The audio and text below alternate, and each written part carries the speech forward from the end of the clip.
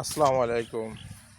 আর একটা গুরুত্বপূর্ণ মেসেজ দিচ্ছি, সেটা হলো দেখবেন যে আপনার আত্মীয় স্বজন প্রতিবেশী অনেকে পয়সাওয়ালা, কোটি কোটি টাকার মালিক, কিন্তু ওরা দেখবেন যে ফ্রিতে আপনাকে দিবে, পরামর্শ দিবে, অথচ সে জানে আপনি অনেক সমস্যায় জর্জরিত, কষ্টে আছেন।